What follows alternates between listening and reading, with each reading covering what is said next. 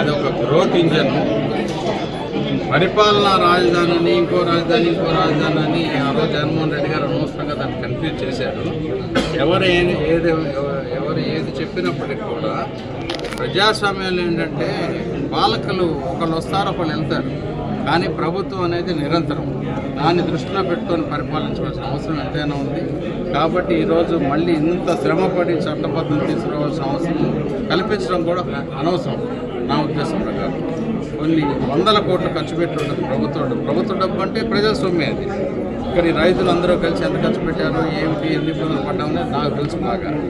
అయితే ఎంతోమంది సహకారంతో మాజీ న్యాయమూర్తులు, మాజీ ప్రధాన న్యాయమూర్తులు, న్యాయవాదులు, కొంతమంది న్యాయవాదులు కూడా ఫీజు కూడా తీసుకొని న్యాయవాదులు కూడా ఉన్నారు. గుంటూరు నుంచి వచ్చే న్యాయవాదులు కూడా ఫ్రీగానే చేశారు చాలామంది. కాబట్టి అమరావతి అనేది ఒక గ్రోత్ ఇంజన్. వెనకటి నుంచి తెలిస్తే ఆంధ్రప్రదేశ్ నుంచి గ్రాడ్యుయేట్ అయిన ప్రతి ఒక్కళ్ళు కూడా హైదరాబాద్ వెళ్ళి అమీర్పేటలోనూ చిక్కడపల్లిలోనూ ఉద్యోగాలు చేస్తారు. లేకపోతే తమిళనాడు వెళ్ళి మెడ్రాస్లో శ్రీనగర్లోనూ పాండిపురంలో చూస్తారు. అయితే కర్ణాటక బెంగళూరు వెళ్ళి జయనగర్లోనూ ఎంబీ రోడ్లోనూ చూసుకుంటారు. అలా లేకుండా మనకి అమరావతి అనేది మనకి సొంతంగా ఒక సిటీ ఏర్పడుతుంది. న్యూయార్క్ సిటీ లాగా ఇవాళ. కాకపోతే ఇప్పుడున్న జనం ఎవరు ఉండకపోవచ్చు అప్పుడు, కానీ అది మాత్రం నిజంగా అది అయితే డెఫినెట్గా దేవతల రాజధాని ఉన్నారు, ఇంకోటి ఉన్నారు. కానీ మన ఈ సందర్భంగా మాత్రం అందరూ కూడా ఫ్యూచర్ను ఊహించుకొని డెఫినెట్గా అది మంచిది.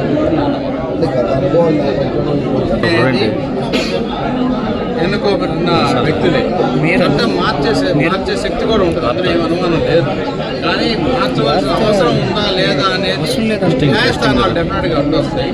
అంత తేలికైన వ్యవహారం కాదు. చట్టం మార్చాలంటే ఒక లీగల్ క్లియరెన్స్, ఒక ఫైనల్ క్లియరెన్స్ కావాలి. ఆ చట్టం మార్పిడి ద్వారా పాత చట్టంలో ఇచ్చిన కమిట్మెంట్స్ అన్ని చేశారా చేయలేదనేది కూడా భారత రాజ్యాంగంలో పొందుపరిచారు. ఫస్ట్ ఇన్ని చట్టాలు పాస్ చేయాలి. ఈ చట్టాల ప్రకారం ఏవైతే కమిట్మెంట్స్ ఇచ్చారో ఆ కమిట్మెంట్ పూర్తి చేశారా లేదా, పూర్తి చేశారా లేదా చేసి దాన్ని సాటిస్ఫై చేయాలి. కాబట్టి ఒకవేళ ఆయన వచ్చి పులివెందులకి రాజధాని తీసుకెళ్తానంటే ప్రజలు ఓటేస్తారని నేను అనుకుంటున్నాను. కానీ ఇది గ్రోత్ సెంటర్గా ఇక్కడ ఆల్రెడీ ఒక మాస్ ఫాలోయింగ్ వచ్చేసి ఇక్కడ తెలంగాణకు వచ్చేసిస్తే ఎవరు కదిలించలేదు. బొమ్మ కాదు ఎత్తుకెళ్ళడానికి. కాబట్టి దాన్ని న్యూయార్క్తో పోల్చాను కదా, ఆ విధంగా జరుగుతుంది.